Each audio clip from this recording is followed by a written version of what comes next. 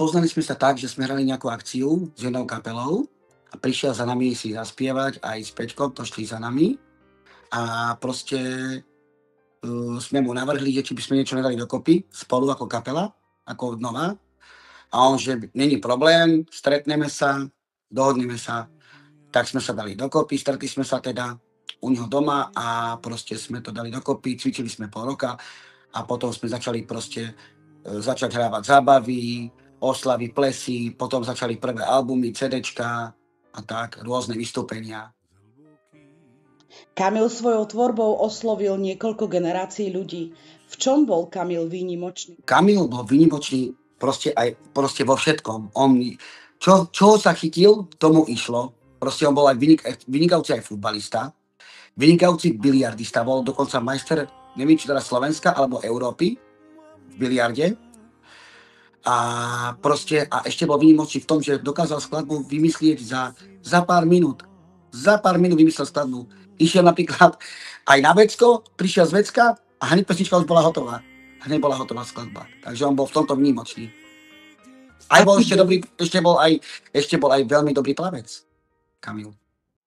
Zostali nám iba spomienky,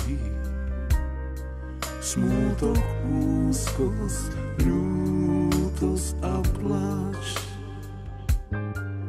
Na bolesť nie sú žiadne lieky,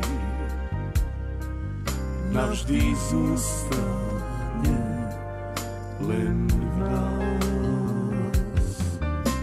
Mama,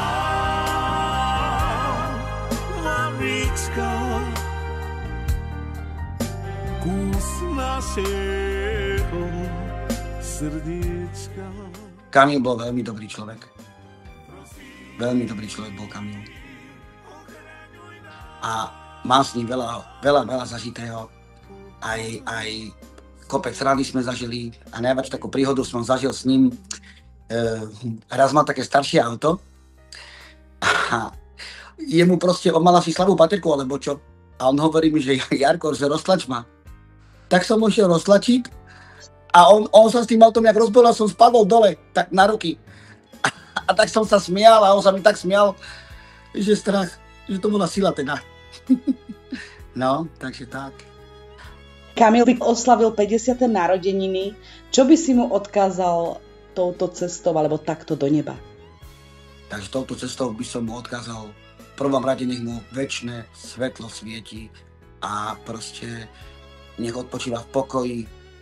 A by som mu ešte odkázal to, že nám veľmi chýba a proste, že aj tak na ňo nezabudneme a jeho skladby nám zostanú navždy v našich srdciach a proste budeme naďalej hrávať jeho skladby. Aj my ako kapela City Boys stále ideme, aj keď zomreli aj Peťo, aj Kamil, my tú kapelu proste nenecháme, aby zanikla, proste my pôjdeme ďalej a ďalej, lebo oni by si to podľa mňa aj tak želali, aj Peťko, aj s Kamilom, takže tak, toto by som odkázal.